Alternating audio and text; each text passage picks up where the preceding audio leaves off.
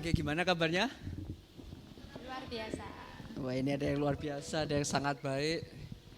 Mungkin yang loyo, letih, lesu nggak ada yang bilang.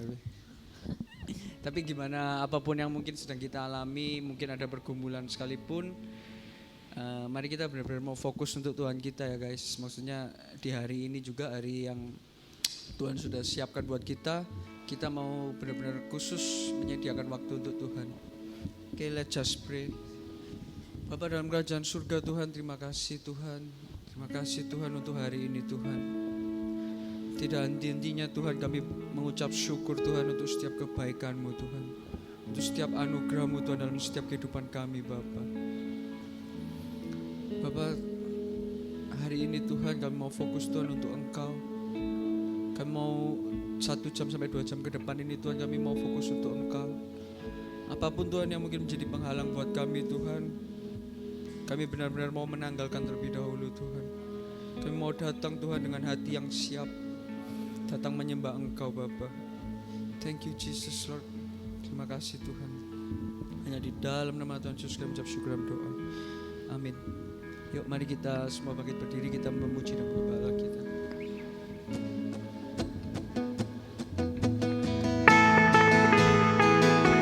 Terima kasih Tuhan. We come to worship you God.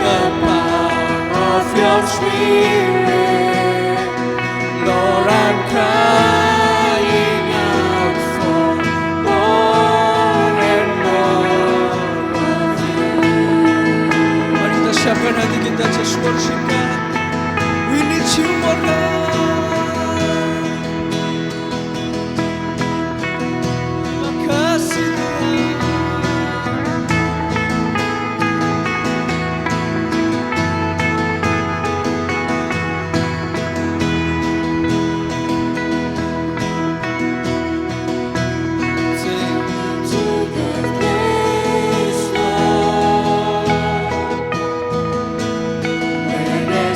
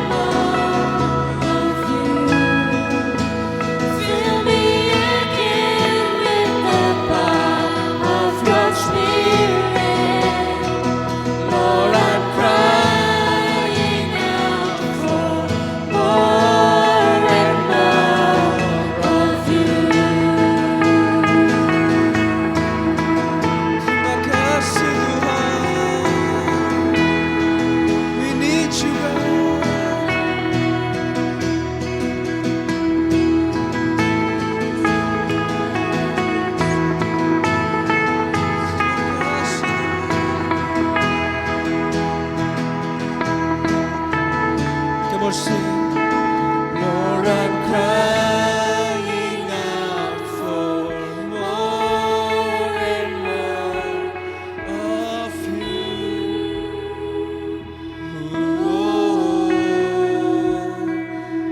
Lord, I'm crying out for more and more of you. Lord, I'm crying out for more and more of you.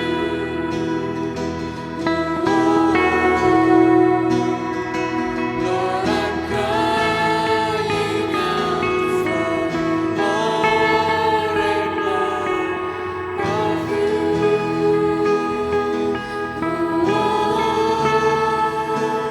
Come, Holy Spirit, fall in this place. We need you, God. I need more and more of you.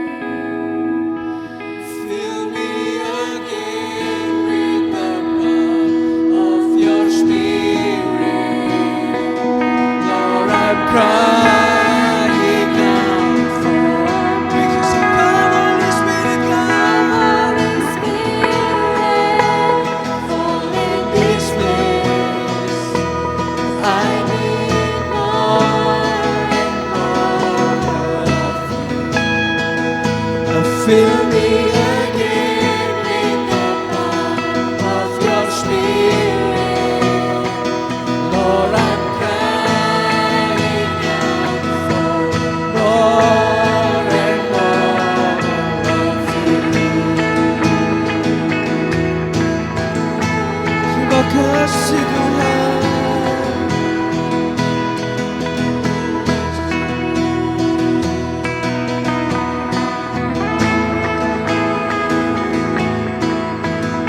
Thank you, Jesus, God.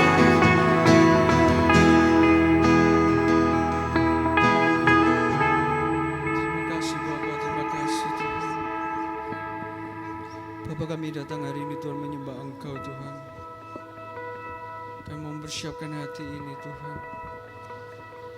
Berapa banyak yang mungkin tahu bahwa bulan ini mungkin kita bicara tentang pekerjaan, mungkin kita berbicara tentang bagaimana dalam setiap apapun yang kita lakukan. Mungkin ada yang studi, mungkin ada yang bekerja, tapi itu yang mungkin sedang kita gumuli sekarang. Dewasa ini mungkin akan kita kayak bertemu masalah atau mungkin bertemu suatu hal yang mungkin di luar kekuatan kita. Dan melalui lagu ini juga Yesus adalah penolong yang setia, guys. Dimana Dia yang punya rencana, Dia yang tahu bagaimana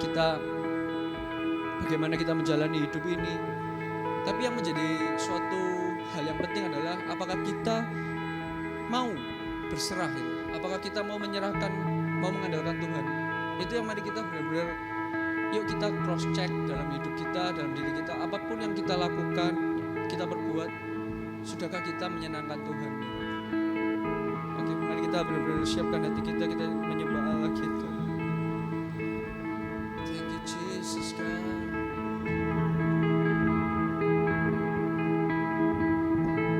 Kami katakan saat ku berjalan,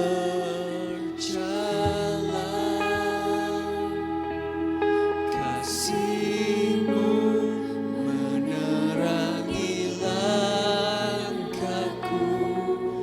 tak ku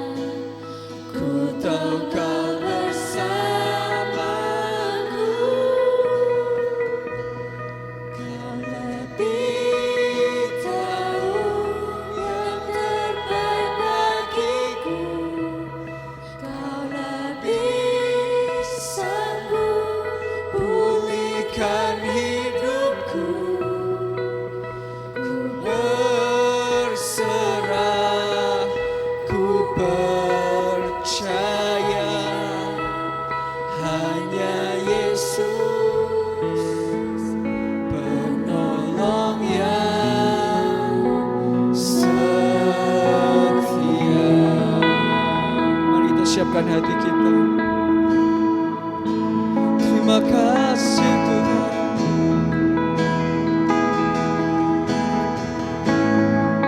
Kami katakan saat ku berjalan, kasih-Mu menerangi langkahku.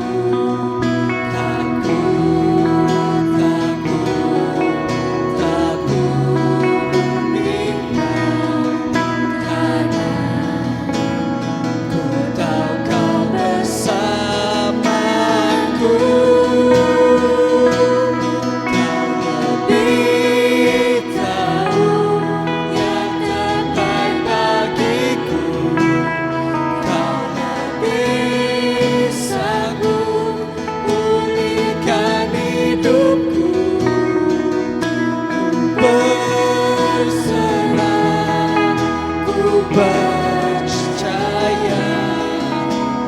hanya Yesus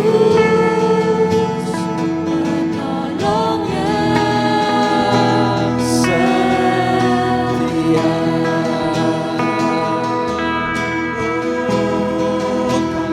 Kami tahu yang terbaik bagiku, Kau lebih sanggup pulihkan hidupku. Berserah, ku percaya hanya Yesus penolong yang setia.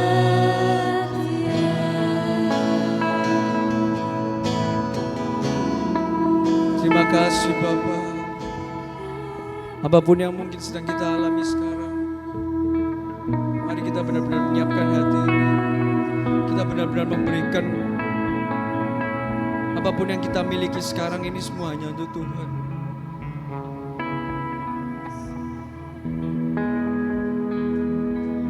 Kita mau menjadikan Tuhan sebagai sumber dari segalanya.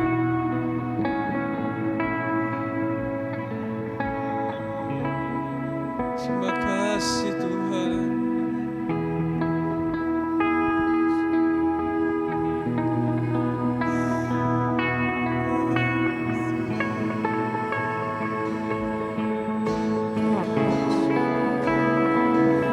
Mari kita siapkan hati kita, just worship God.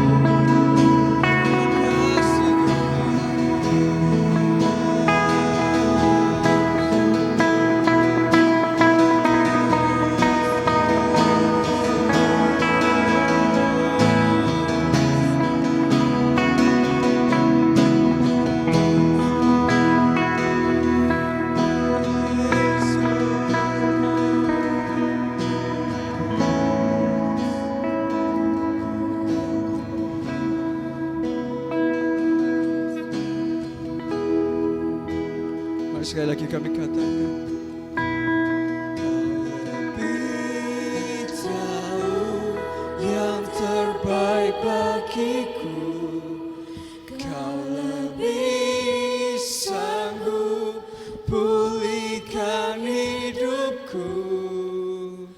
Ku berserah, ku percaya hanya Yesus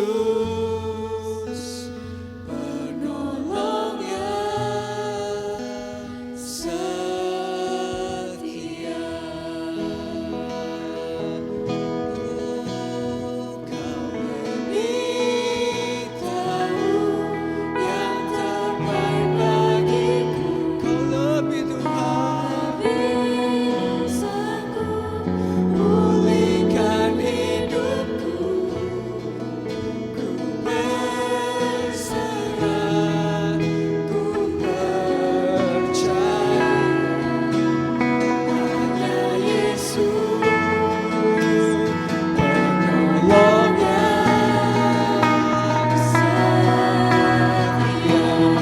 lagi kami katakan,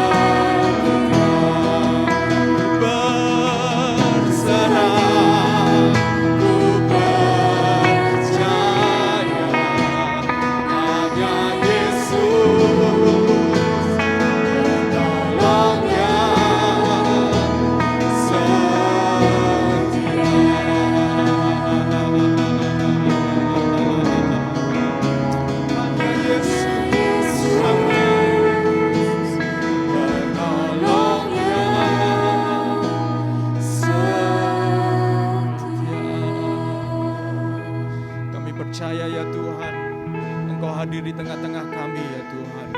Roh Kudus, Roh yang memberikan setiap kami kebebasan, Engkau akan menyatakan kepada kami ya Tuhan, Roh yang membebaskan. Kami mau berdoa supaya kami bebas untuk menyatakan isi hati kami kepadamu, supaya kami bebas untuk mengalami lawatan Tuhan, supaya kami juga dibebaskan ya Tuhan, untuk secara pribadi bertemu dengan Engkau ya Tuhan. Terima kasih ya Tuhan. Kami bersyukur buat pagi hari ini yang luar biasa. Kami bersyukur buat kekuatan, kesehatan. Kami bersyukur ya Tuhan buat masa depan yang luar biasa. Bahkan kami mengucap syukur buat jiwa-jiwa yang Tuhan berikan kepada kami. Kami mengucap syukur buat pekerjaan yang Tuhan percayakan kepada kami. Kami bersyukur buat setiap tantangan yang membuat kami menjadi lebih kuat lagi di dalam Tuhan. Terima kasih ya Tuhan, kami mengucap syukur dan di dalam nama Yesus Kristus kami bersyukur dan berdoa. Amin, amin. Puji Tuhan. Puji Tuhan. Puji Tuhan. Shalom, selamat pagi saudara-saudara. Selamat pagi. Pagi, ya puji Tuhan. Oke, kita sudah hampir menyelesaikan bulan September, tinggal seminggu lagi September ini selesai. Jadi waktu berjalan begitu cepat ya saudara-saudara. Tahun 2022 ini tinggal beberapa bulan lagi. Rasanya kalau kita melihat apa ya yang kita sudah capai gitu ya dalam tahun yang begitu berjalan dengan cepat. Dan pagi hari ini apapun yang kita pikirkan saudara-saudara, saya mengajak kita kembali merenungkan firman Tuhan, masih berbicara tentang commit your work to the Lord, serahkan pekerjaanmu kepada Tuhan. Kalau berapa waktu yang lalu saya berbicara bahwa pekerjaan itu bukan melulu atau bukan hanya semua yang menghasilkan income ya, yang namanya pekerjaan. Pekerjaan adalah segala sesuatu yang memerlukan pikiran, tenaga, waktu dan punya tujuan tertentu. Itu adalah pekerjaan. Termasuk berarti di dalamnya kalau kita sebagai ibu rumah tangga, mama membesarkan anak-anak, itu juga pekerjaan. Kalau kita sedang studi, itu juga pekerjaan. Karena semua membutuhkan pikiran, tenaga, waktu, dan ada tujuan.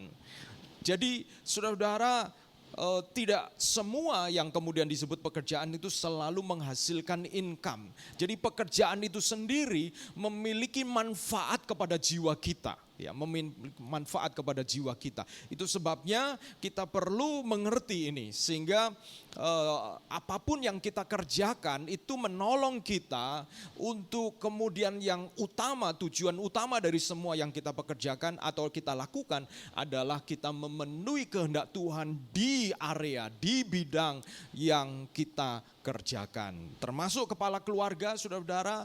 Kalau saudara kepala keluarga, punya anak, punya istri, jangan pernah berpikir bahwa kalau saya sudah cari uang itu selesai tugas saya. Tidak, saudara-saudara. Karena pekerjaan saudara sebagai papa, sebagai kepala keluarga, itu walaupun tidak ada yang membayar kita, tetapi itu juga pekerjaan. Jadi supaya kita mengerti bahwa pekerjaan itu menyangkut seluruh bagian yang Tuhan minta kita kerjakan. Nah, saudara-saudara, pagi hari ini saya akan bicara tentang pekerjaan dan stres.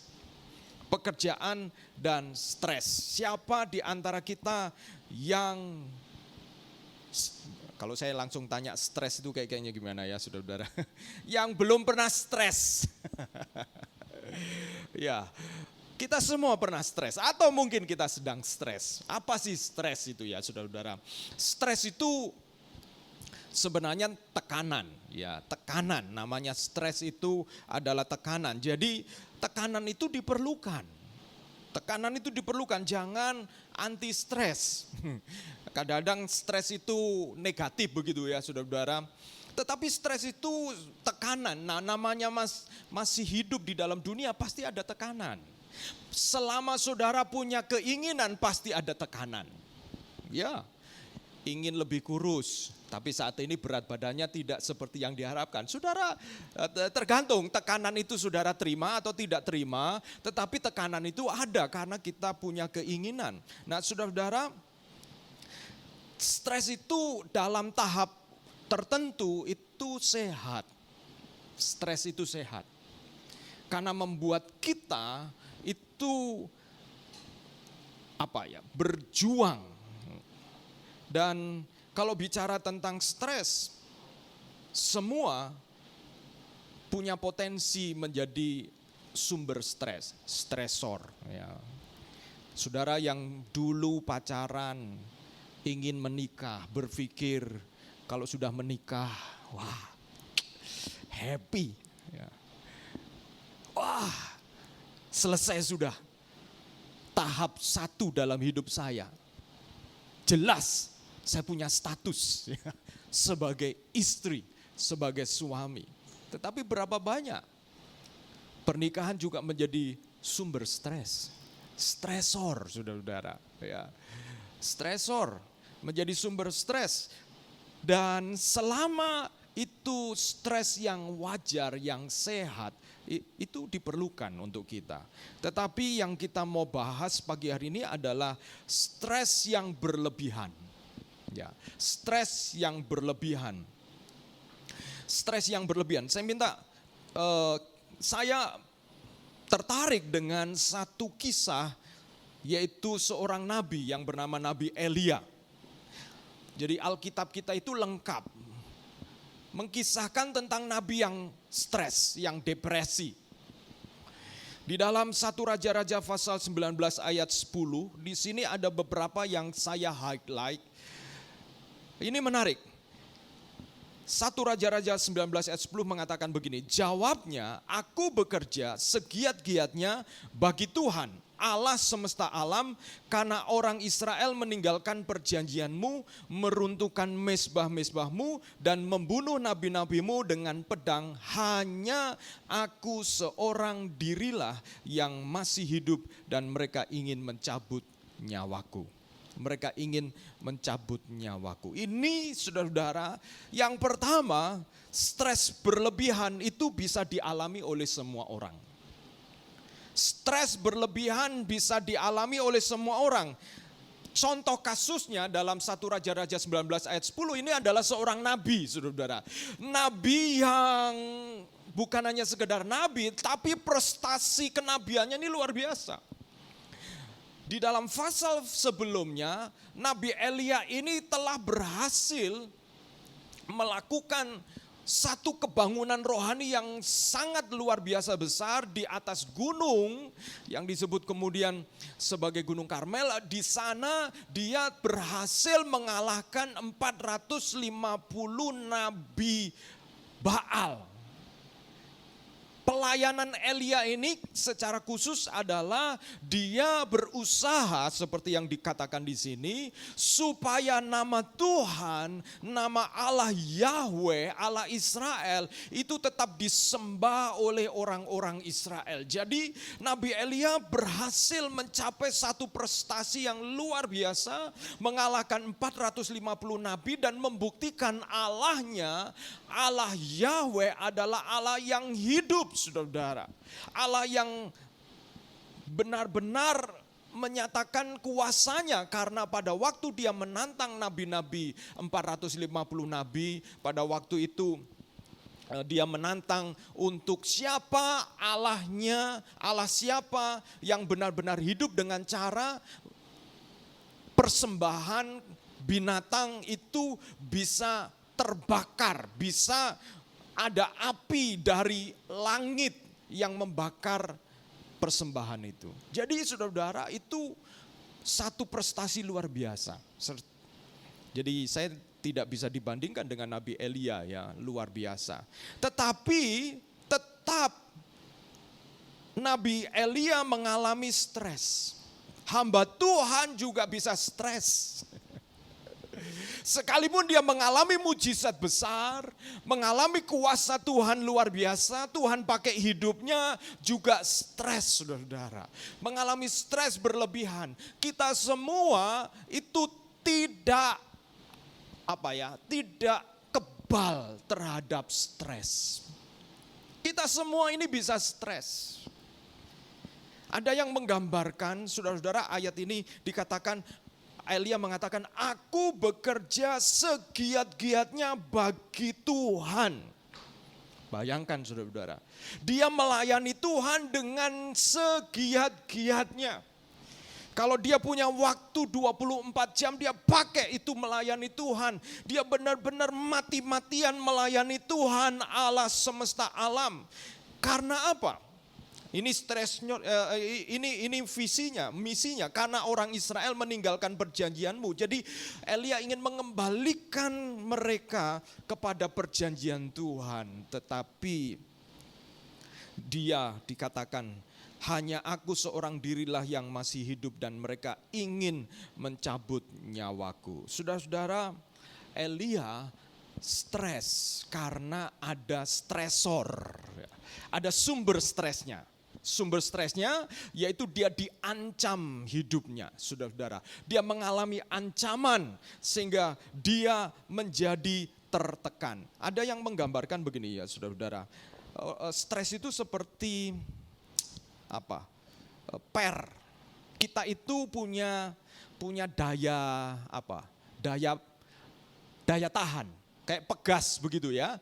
Kalau mobil itu per yang menyangga mobil itu. Nah, saudara-saudara, ketika kita ini mengalami tekanan, ibarat per, di ujung per itu diletakkan beban, misalnya 10 kilo, 5 kilo, 50 kilo, maka per itu akan molor begitu ya, molor. Dan kalau saudara sehat, begitu beban ini dilepaskan, pernya ini balik lagi seperti semula. Itu kalau sehat.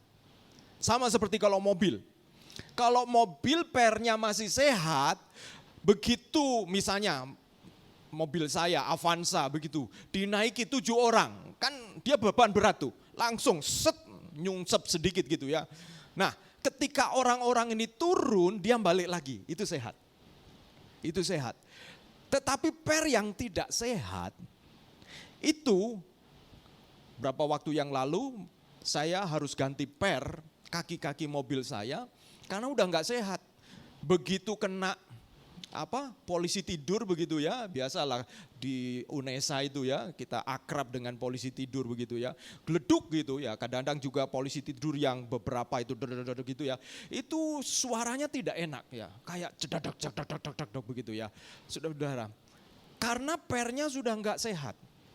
Sudah nggak sehat, sehingga dia daya untuk mengembalikan itu sudah berkurang, bahkan tidak ada, akhirnya harus diganti. Nah, demikian juga hidup kita. Hidup kita itu ketika kita ada pekerjaan, ada tuntutan, ya apa yang menjadikan kita punya beban seperti itu atau stresor. Ada beberapa stresor yang seolah-olah per hidup kita itu di stretch, direntangkan, ditarik. Ada beberapa, yaitu pertama adalah perubahan.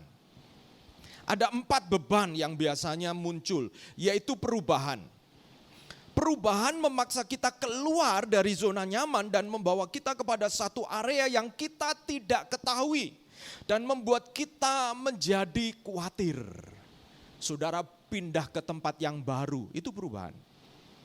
Saudara membuka usaha baru, itu perubahan. Suplai saudara tiba-tiba membuat harga berubah, itu perubahan. Perubahan itu membawa kita kepada beban, saudara-saudara. Kepada beban. Dan itu mendatangkan stres. Tuntutan. Itu juga bisa mendatangkan stres. Dengan meningkatnya beban kerja, deadline. Kalau saudara-saudara yang punya usaha, ada tuntutan. Kalau mama itu juga ada tuntutan. Mama sudah punya anak. Mama ini biasanya stres kalau kumpul sama mama-mama yang lain. Kenapa? Masing-masing cerita tentang anaknya. Nah ini dia. Kalau ngantar anak ya cerita. Nah semua mama ini pasti akan mengunggulkan anaknya.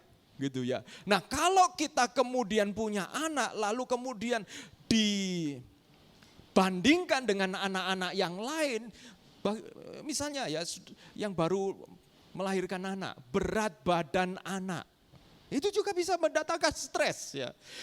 Ada yang ngomong, misalnya apalagi mertuanya.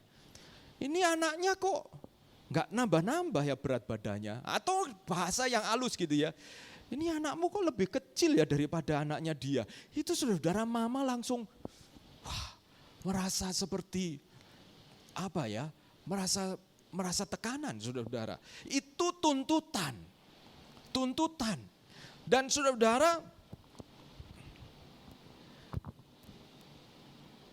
ambisi berlebihan itu juga mendatangkan stres. Kita punya ambisi, target, self expectation, harapan kepada diri sendiri adalah faktor stres yang membebani. Ini bisa seperti seorang yang bekerja serba cepat. Seperti saya ini juga punya stres tinggi. Karena saya diminta menjadi rektor. Jadi waktu saya harus dibagi sana sehingga kemudian bagaimana bisa punya tanggung jawab seperti itu. Dan itu stres karena memang harus ada target yang diselesaikan. Saudara juga bisa stres karena ambisi orang lain yang diletakkan kepada saudara. Ambisi orang lain tetapi itu diletakkan kepada kita. Nah itu stres saudara-saudara. Serangan rohani, jangan lupa secara rohani itu juga ada. Dikatakan bahwa peperangan kita itu bukan melawan darah dan daging, tetapi melawan penguasa-penguasa di udara. Itu bisa membawa kita kepada stres.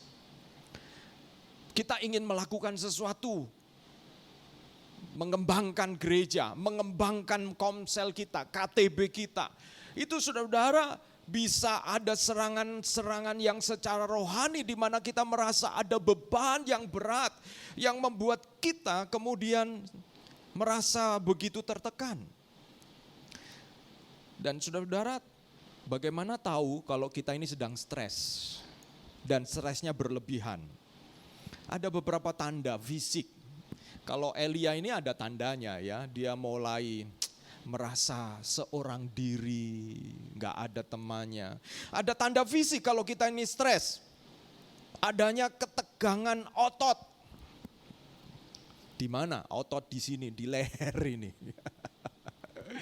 Ya, kok kayaknya ini kok udah Wah, sedikit-sedikit kalau saudara-saudara sudah sedikit-sedikit krek, krek gitu ya. Setelah itu berapa lama krek, krek, krek lagi. Nah, itu sebenarnya otot kita itu sedang berteriak. Kita sedang menanggung beban. Kehilangan nafsu makan. Atau sebaliknya nafsu makan berlebihan. Nah, itu juga stres sebenarnya saudara-saudara. Terlalu menyukai, berlebihan menyukai gula dan alkohol. Karena di dalamnya ada antidepresan. Ya. Jadi saudara-saudara, tekanan darah naik. Sakit kepala. Dan terus-menerus merasa capek. Kok kayaknya udah healing tapi kok ya enggak. Kok capeknya kok enggak hilang-hilang. Saudara-saudara, ada tanda emosi kalau kita ini stres. Mudah marah. Mudah marah. Tidak sabaran. Ya kalau nyetir mobil memang mungkin ada yang tidak sabaran. Tetapi ini tidak sabarannya lebih dari biasanya. Gitu ya. Lebih dari biasanya. Diparkirin sama orang gitu ya. Parkirin sama orang gitu. Lalu kemudian ada yang jadi mudah sekali salah paham. Kemudian mudah tersinggung. Kehilangan kepercayaan diri. Itu juga tanda bahwa kita mengalami stres berlebihan. Kita kehilangan kepercayaan diri begitu ya, kayak enggak pede gitu. Merasa sering menjadi korban, victimize gitu ya. Menjadi korban. Jadi seperti sangat mudah sensitif merasa disalahkan. Atau sebaliknya ujung-ujungnya mudah menyalahkan orang. Dan mulai menghindar dari orang. Itu emosi, secara emosi. Secara intelektual, tanda bahwa kita stres berlebihan, sulit berkonsentrasi. Sulit konsentrasi. Ide-ide kreativitas sulit muncul. Nah kalau kita kayak di dalam kepala kita, di dalam otak kita ini kayak ada nggak daya kreativitas kita ini macet gitu ya, macet. Itu tandanya kita stres secara intelektual, secara rohani.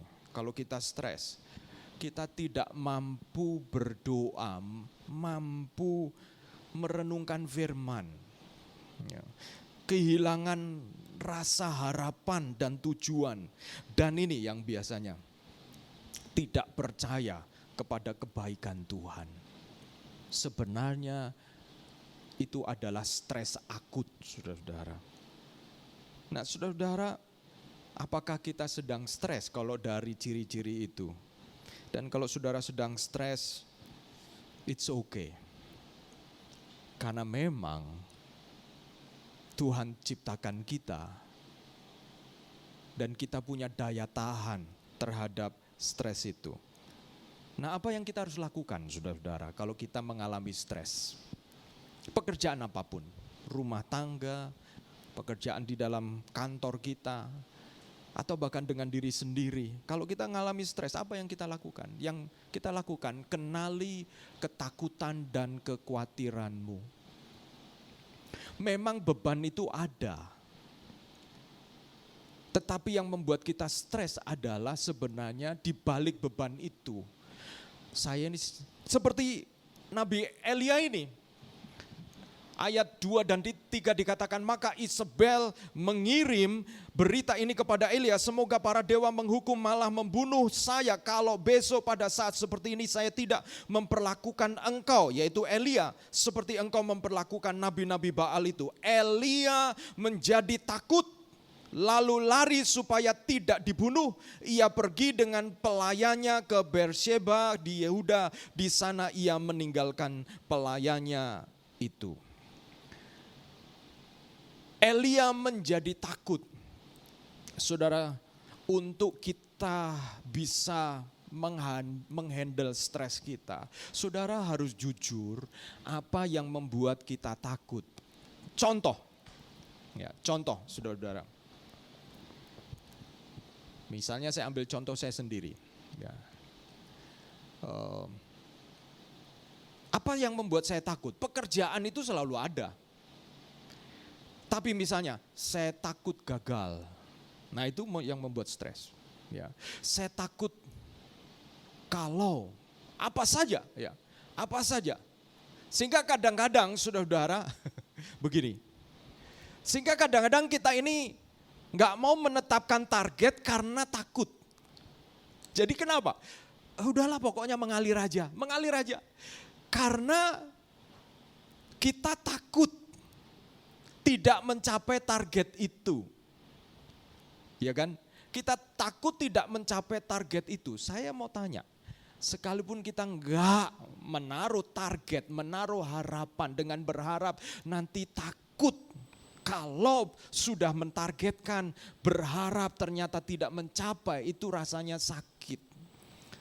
Tapi saudara, apakah berarti kita tidak stres? Apakah berarti sebenarnya kita enggak punya target? Kita punya target, hanya kita tidak mau menyatakan target itu. Dan itu stresor yang sebenarnya membuat kita kadang-kadang uring-uringan, tetapi kenapa uring-uringan kita tidak tahu. Lebih baik saudara tetapkan target dan hadapi kalau tidak mencapai target. Mengapa tidak bisa capai target? Hadapi itu. Karena membuat saudara dan saya itu bisa mengenali diri kita, kekuatan kelemahan diri kita dengan lebih baik. Itu sebabnya ungkapkan kekhawatiranmu, ungkapkan ketakutanmu, kenali, jangan justru kemudian sembunyikan. Menyembunyikan kekhawatiran dan ketakutan tidak membuat ketakutan dan kekhawatiran saudara hilang. Itu hanya menyamarkan, hanya menina-bobokkan perasaan kita. Tetapi sesungguhnya kekhawatiran dan ketakutan kita itu ada, saudara-saudara. Elia menjadi takut, lalu lari supaya ia tidak dibunuh. Tetapi saudara-saudara, mengenali kekhawatiran dan ketakutan kita itu baru langkah awal. Itu bukan obat, saudara-saudara. Ya. Sama seperti Elia takut lalu lari. Dia lari, dia sudah tahu bahwa dia takut. Dan dia lari. Mengenali ketakutan, kekhawatiran kita itu hanyalah langkah awal. Tetapi itu bukan solusi terhadap stres itu sendiri. Saudara-saudara, kadang-kadang kita mencoba menyangkali rasa takut dan kekhawatiran kita dengan menyamarkan. Dengan seolah nggak memikirkan, padahal perlahan tapi pasti itu menggerogoti rasa percaya diri kita loh. Perlahan tapi pasti itu menggerogoti daya semangat hidup kita.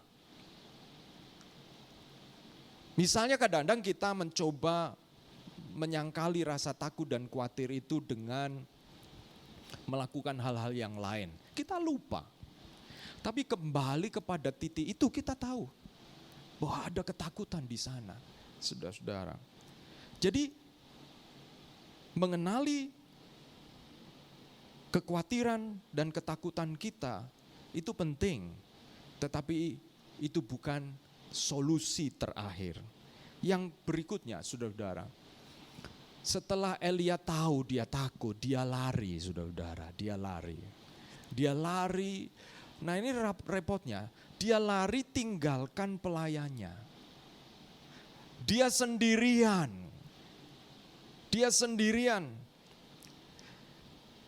Puji Tuhan, di sini Tuhan menemui Elia. Yang ketiga, carilah pribadi Tuhan dan bukan sekedar perbuatan Tuhan. 1 Raja 19 ayat 11 mengatakan, lalu firman-Nya keluarlah dan berdiri di atas gunung itu di hadapan Tuhan. Ini Tuhan berkata kepada Elia, maka Tuhan lalu angin besar dan kuat yang membelah gunung-gunung dan memecahkan bukit-bukit batu mendahului Tuhan. Tetapi tidak ada Tuhan dalam angin itu. Dan sesudah angin itu datanglah gempa, tetapi tidak ada Tuhan dalam gempa itu. Saudara-saudara, Tuhan memanggil Elia untuk keluar dari pikirannya sendiri, keluar dari stresnya, dibawa kepada gunung Tuhan, dibawa kepada berjumpa dengan Tuhan. Tetapi Tuhan kemudian menunjukkan perkara-perkara besar yang pernah terjadi. Gempa, angin. Gempa itu apa yang Tuhan lakukan dengan gempa atau dengan goncangan. Saudara-saudara, Elia sebagai nabi, dia itu kenal, mengetahui kisah-kisah di dalam kebesaran Tuhan, kedahsyatan, keajaiban Tuhan. Pada waktu bangsa Israel masuk ke tanah perjanjian, menghadapi tembok Yeriko yang sangat tebal pada waktu itu. Tembok itu begitu tebal, itu bisa dilewati oleh 2 kereta kuda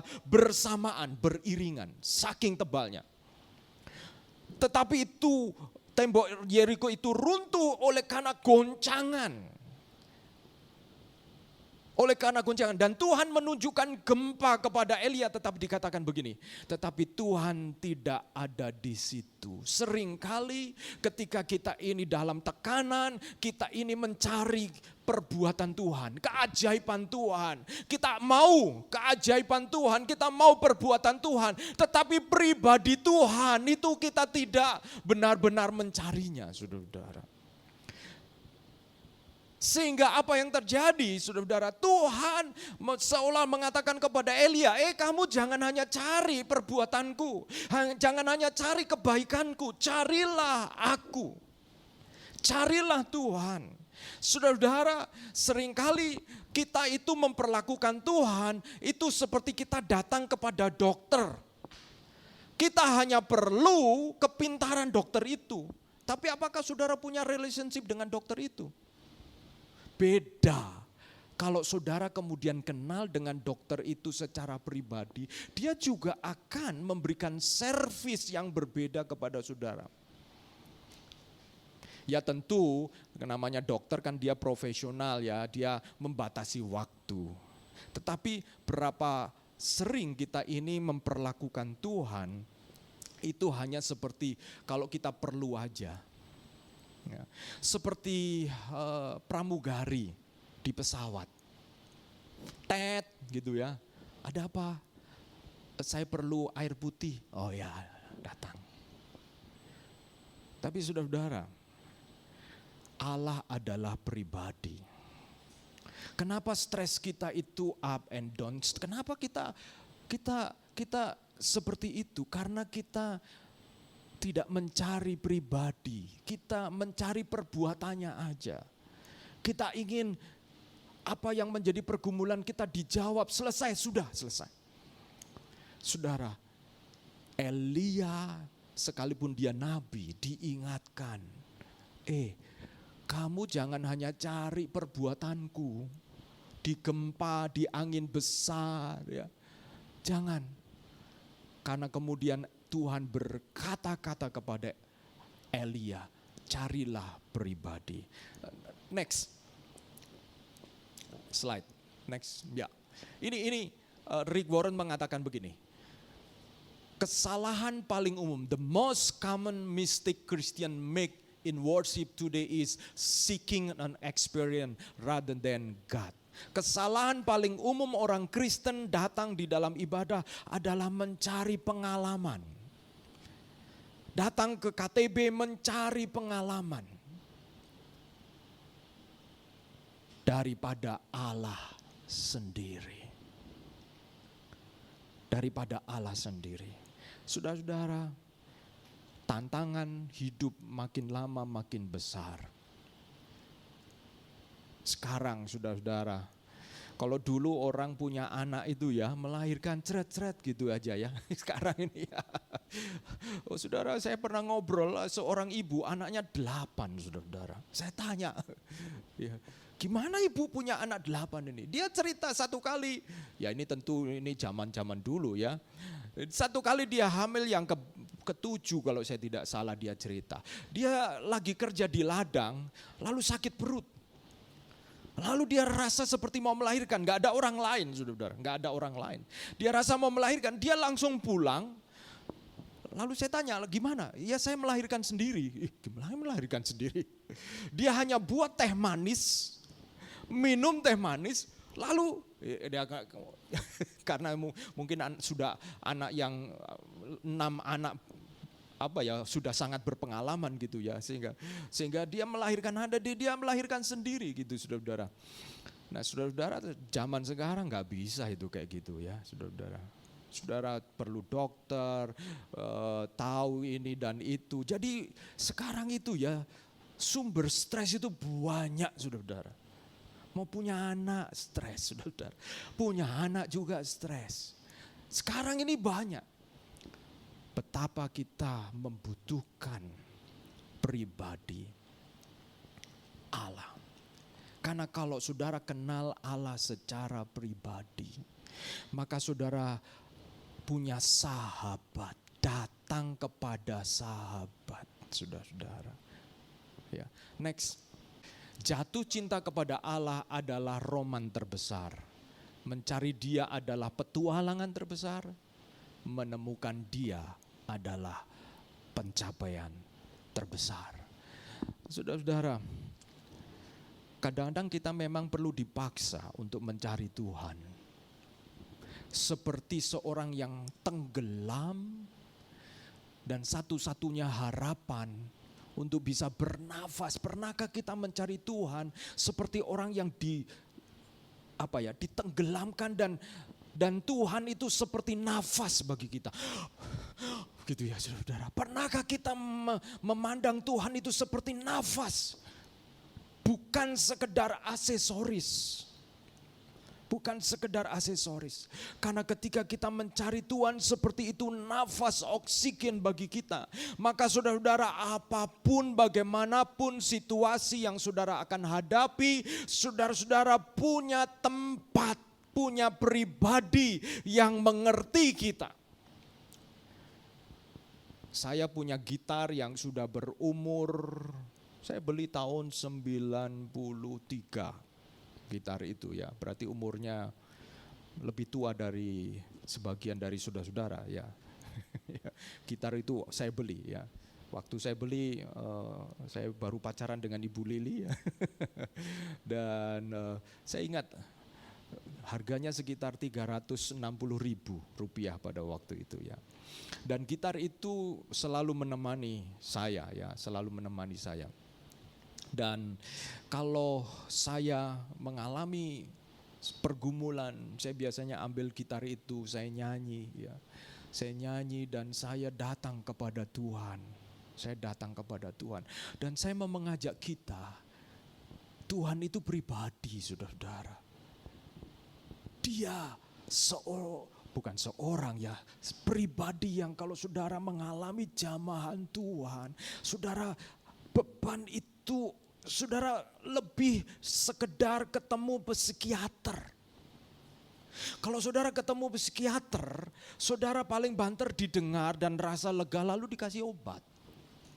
Tetapi kalau Tuhan melampaui itu semua, Tuhan sanggup, next, ini yang Tuhan bisa kerjakan.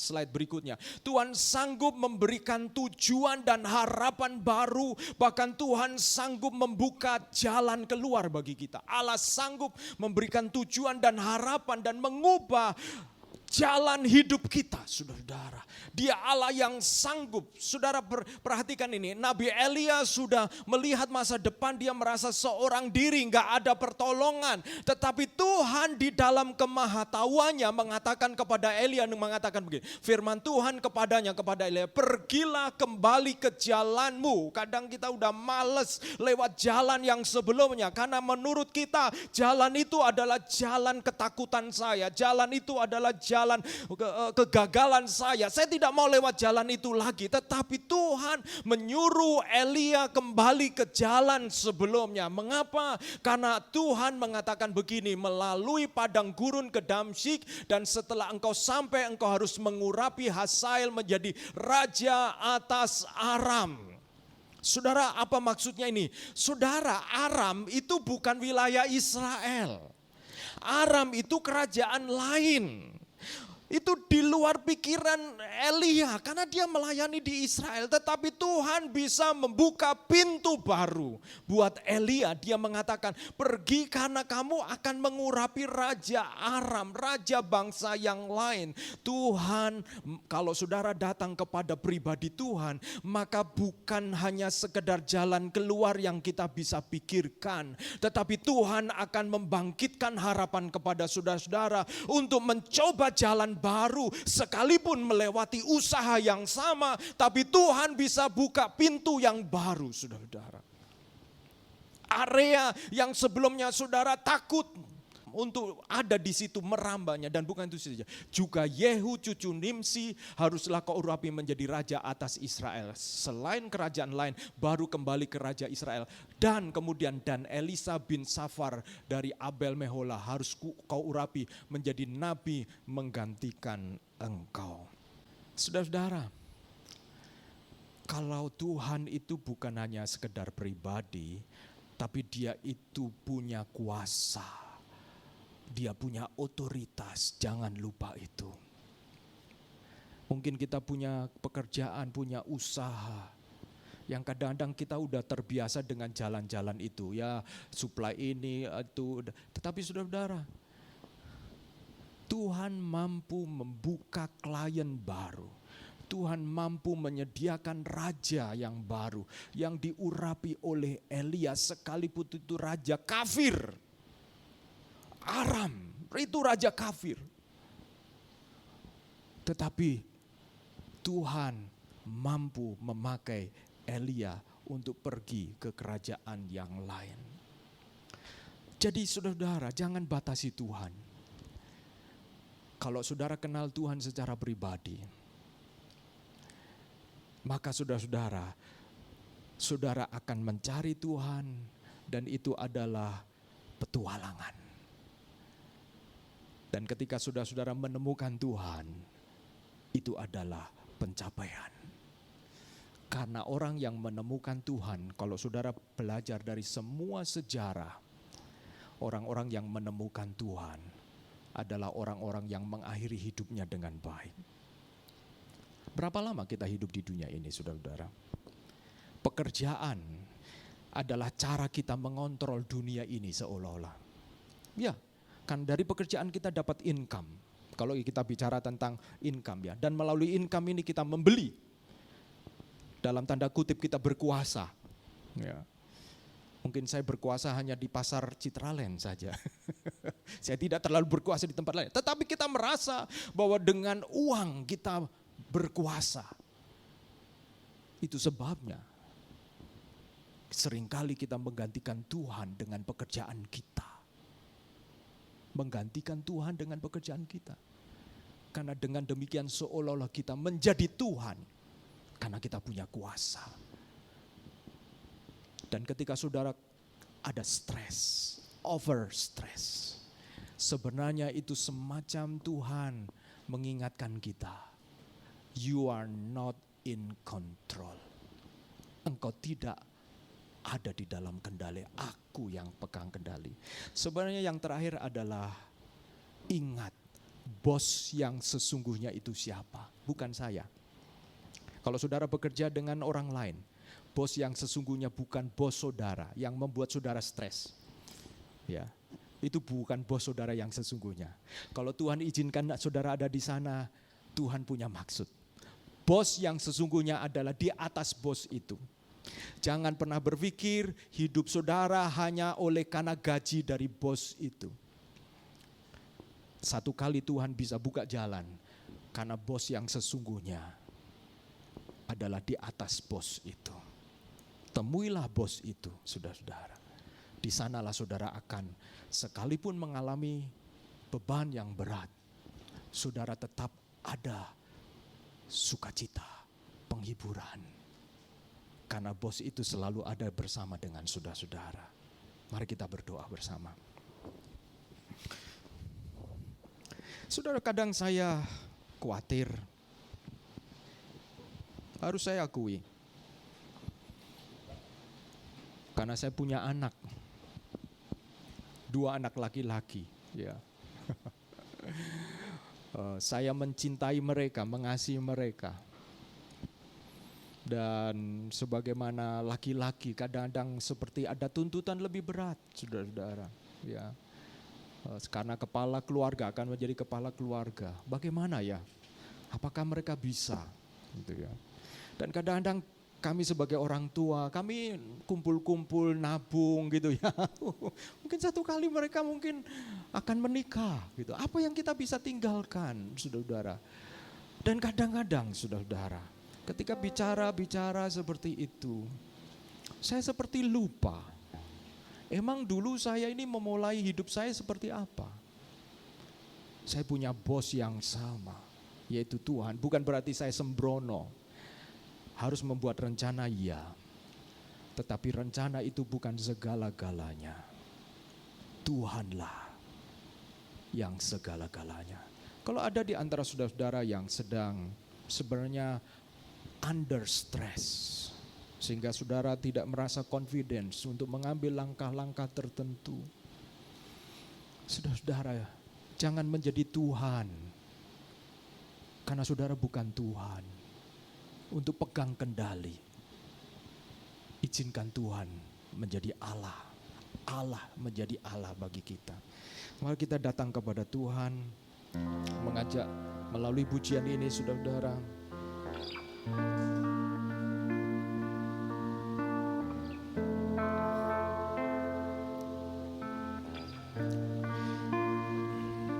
Haleluya.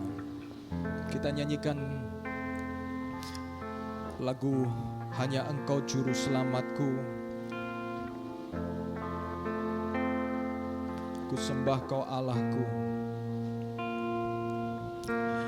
Hanya Engkau Juru Selamatku. Tuhan, Kau setia padaku.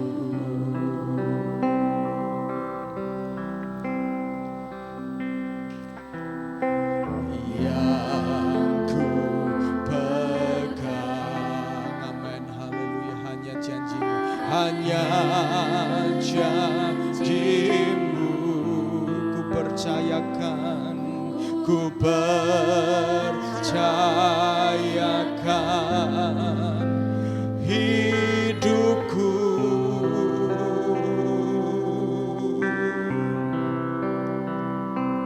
Ku sembah Kau Allahku, Bapa dan sahabatku. Kau yang pedulikan seluruh hidupku. Walau lewati lembah, walau lewati lembah,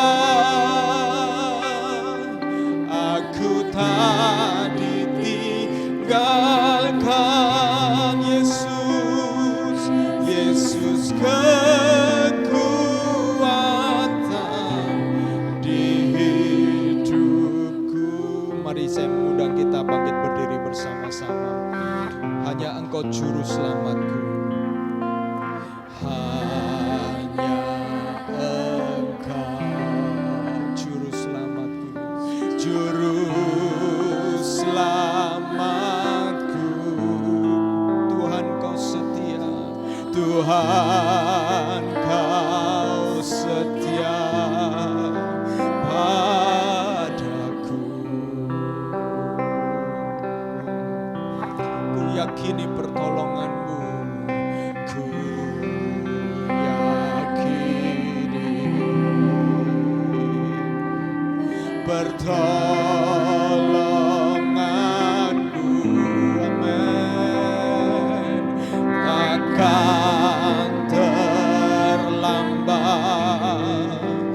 bagiku, amin, haleluya.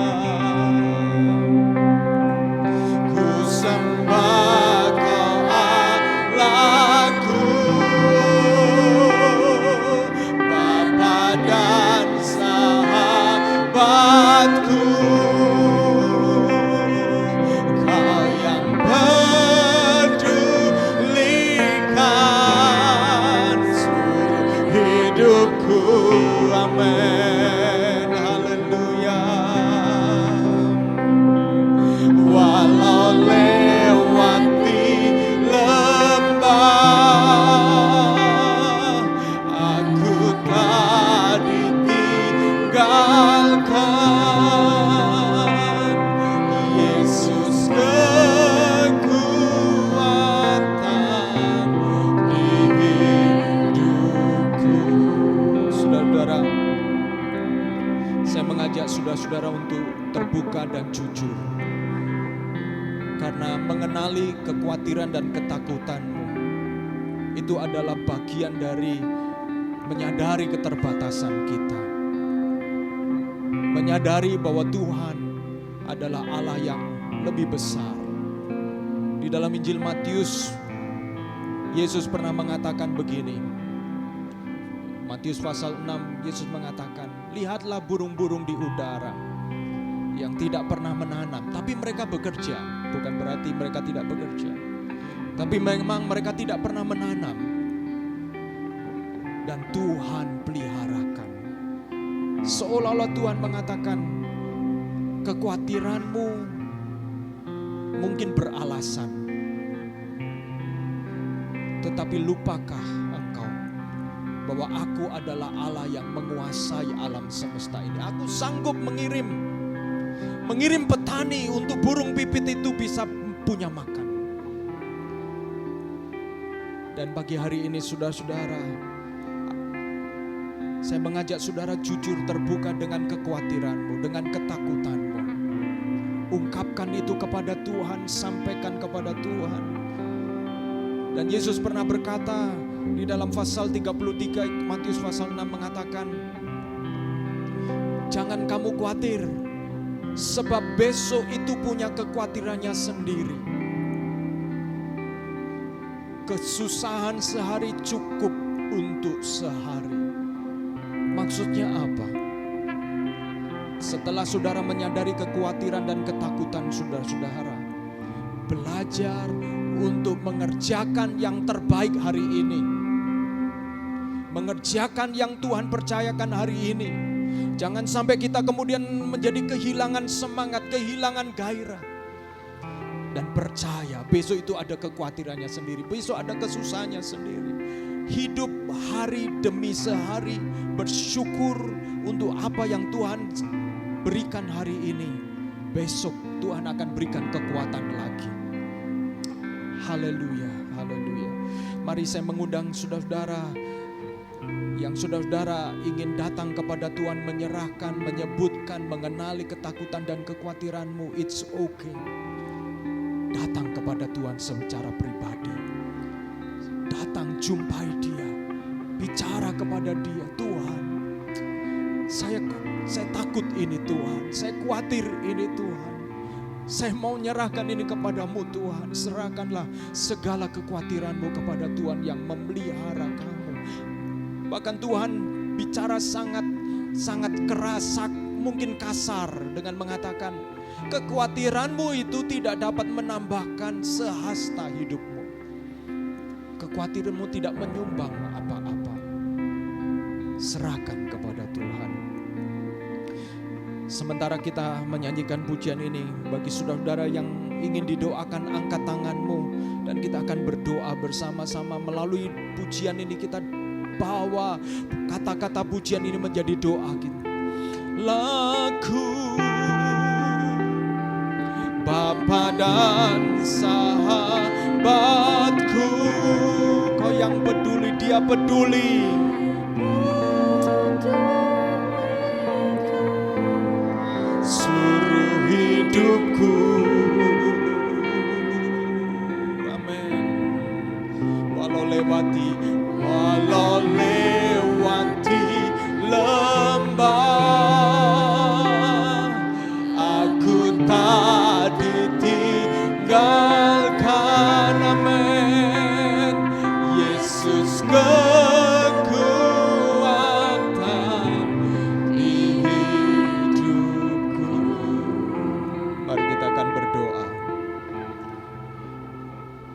saudara-saudara yang datang dan membutuhkan pertolongan Tuhan, angkat tanganmu. Yang kau sedang terbebani, angkat tanganmu di hadapan Tuhan. Bapa di dalam surga, Engkau melihat tangan-tangan yang terangkat.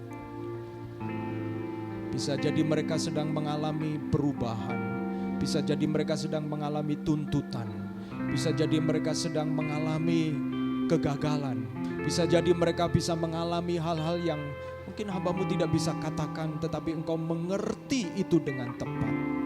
Hambamu berdoa, biarlah Tuhan Engkau menolong segala kekhawatiran, ketakutan kami mau serahkan kepada Tuhan. Kami mau menyerahkan ini kepada Tuhan supaya dengan demikian kami bisa melihat ada burung pipit yang Tuhan peliharakan. Kami bisa mengucap syukur, kami bisa melihat pertolongan Tuhan, kami bisa melihat pintu-pintu yang Tuhan akan bukakan bagi kami. Kami mau berdoa ya Tuhan, kami mau melihat Engkau, mau fokus kepada Tuhan. Karena ketika kami fokus kepada Tuhan, maka Tuhan akan mampu menunjukkan kepada kami jalan keluar. Kami akan peka dengan jalan keluar. Kami akan peka dengan Raja Aram yang Tuhan akan persiapkan untuk diurapi oleh Elia. Kami akan peka, ada pintu-pintu yang Tuhan akan bukakan bagi kami. Terima kasih ya Tuhan, terima kasih. Kami mengucap syukur dan biarlah Tuhan menolong kami untuk kami berkemenangan. Dan di dalam nama Yesus Kristus kami bersyukur dan berdoa. Amin. Puji Tuhan, Tuhan Yesus berkati. Saya serahkan kepada Kli untuk menyampaikan pengumuman.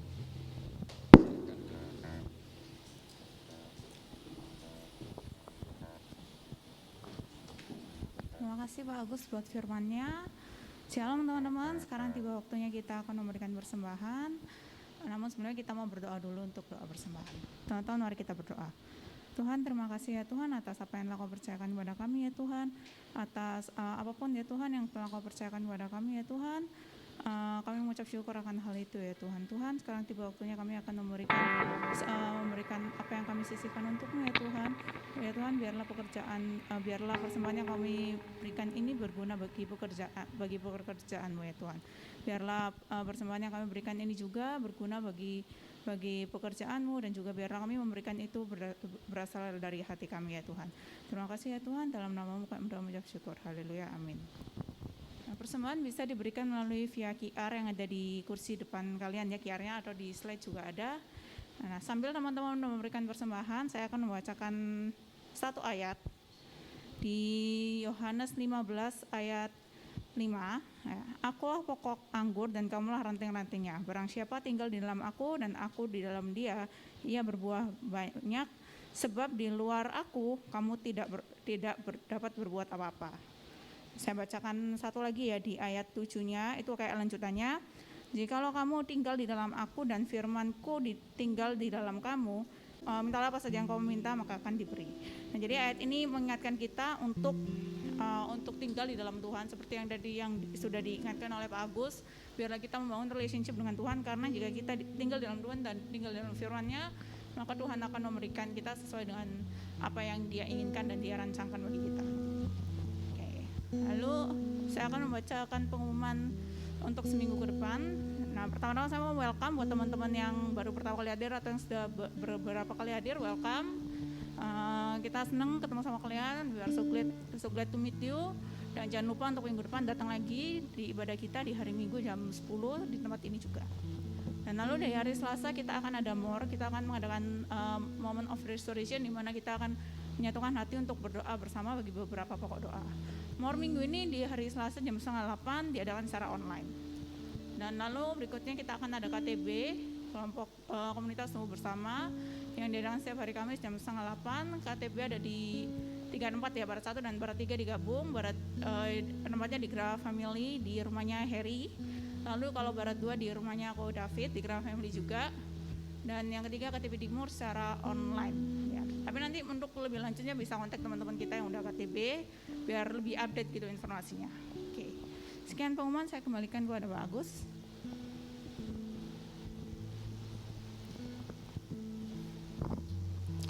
Ya, saya mengucapkan selamat datang kepada saudara-saudara, Bapak Ibu sekalian yang hadir.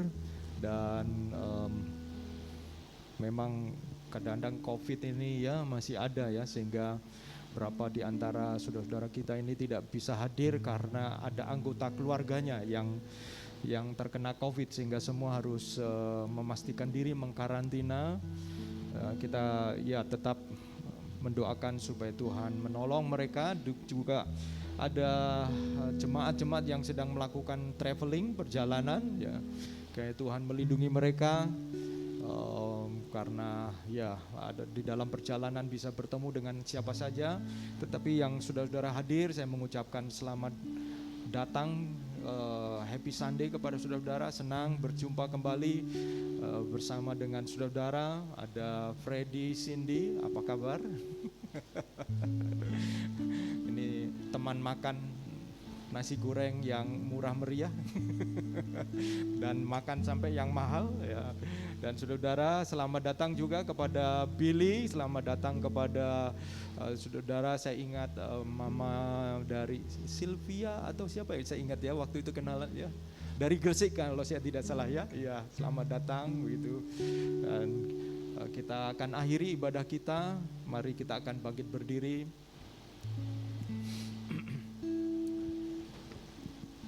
Setelah ibadah ada beberapa di antara kita yang akan ke Mesong, ke Grand Heaven. Kalau saudara-saudara mungkin ada yang ikut karena ada oma atau ama dari salah satu jemaat, yaitu Feli ya, yang meninggal dunia hari Kamis yang lalu kalau saya tidak salah, dan disemayamkan di Grand Heaven ya. Jadi kalau ada di antara saudara-saudara yang mau bersama-sama setelah ibadah, kami akan rencana ke sana ya, ke Grand Heaven, karena ya lumayan jauh, hampir di Sidoarjo ya, tapi ya nanti kita ke sana. Dan kiranya Tuhan menolong saudara-saudara dalam 1 minggu ke depan ini ya, tetap semangat, antusias di dalam Tuhan ya. Tuhan punya cara untuk menolong saudara dan saya, terbuka untuk mau dipakai Tuhan untuk kembali ke jalan yang rasanya jalan itu jalan yang sebelumnya saya tidak suka jalan itu, tapi kalau Tuhan minta kembali ke jalan itu, karena Tuhan sediakan orang-orang yang akan menjadi penolong buat saudara-saudara. Mari kita akan akhiri ibadah kita bersyukur bersama-sama. Nanti saya mau meminta tolong untuk Diana bisa menutup di dalam doa ya, dan berdoa buat teman-teman kita yang sedang traveling, yang anggota keluarganya sakit ya. Dalam hal ini papanya Prisil sakit ya. Kiranya Tuhan menolong. Kalau ada juga di antara saudara-saudara yang mungkin akan melakukan perjalanan di waktu-waktu yang akan datang, kiranya Tuhan tolong ada di dalam perlindungan Tuhan. Mari kita akan berdoa bersama-sama. Ya, silahkan. Mari kita berdoa. Allah Bapa kami yang di surga, terima kasih Tuhan atas kesehatan yang Kau berikan kepada kami ya Bapa. Sungguh-sungguh mujizat dan rasa syukur pada kami padamu ya Bapa. Sementara ada beberapa dari teman kami yang menginstalasikan diri karena papanya mengalami terkena COVID ya Bapak. Tuhan tolong berkati papanya C. Prisil, C. Pamela dan Eca agar sekeluarga juga baik-baik saja, tidak tertular satu sama lain. Tolong tingkatkan imun tubuh dari Papa C. Prisil ya Bapak, agar semuanya akan terlalu sehat ya Bapak. Begitu juga kalau misalkan ada beberapa dari teman atau anggota keluarga kami yang lainnya Bapak, yang bila terkena sakit ya Bapak, kami berdoa ya Tuhan Yesus, dalam nama Tuhan Yesus kami percaya ya Tuhan Kau terlalu bisa menyembuhkan kami ya Bapak. Kau adalah dokter segala dokter ya Bapak.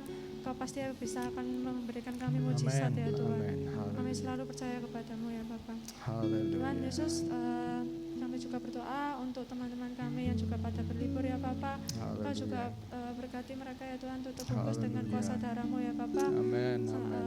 Jauhkan mereka dari mara bahaya yang tidak diinginkan juga ya Bapak. Kami percaya ya Tuhan, Kau selalu akan melindungi kami Tuhan. Karena kami ini adalah anak-anak-Mu yang berharga, dan Kau adalah Bapa kami yang kami sayangi ya Tuhan. Terima kasih Tuhan Yesus, kami mau mengakhiri ibadah ini ya Bapak, dan mau melanjutkan aktivitas selanjutnya ya Bapak. Kau berkati kami dari perjalanan juga ya Bapak, sampai ke perjalanan nanti kami yang mau ikut ke Pamaisong di Grand Heaven ya Bapak. Engkau berikan kekuatan juga kepada Jeveli ya Bapak, agar kami juga bisa memberikan kekuatan pada Jeveli untuk menghibur Jeveli dan sekeluarganya ya Bapak. Amin, amin. Kami percaya Tuhan, dengan kuasa darah-Mu ini Tuhan, Tuhan dapat membahagiakan kami semua ya Bapak. Haleluya. Terima kasih Yesus, kami sudah berdoa. Saudara-saudara yang kekasih, angkatlah tanganmu dan arahkan pandanganmu kepada Tuhan Allah yang baik. Tuhan menyinari engkau dengan wajah-Nya dan memberikan engkau kasih karunia, dan menghadapkan wajah-Nya kepadamu dan memberi engkau damai sejahtera. Biarlah Tuhan menolong engkau di dalam segala keadaan. Kenalah Dia secara pribadi. Engkau tidak akan pernah menyesal mengenal Dia secara pribadi, sebab Dia mengerti engkau lebih daripada siapapun, dan Dia peduli kepadamu lebih daripada siapapun.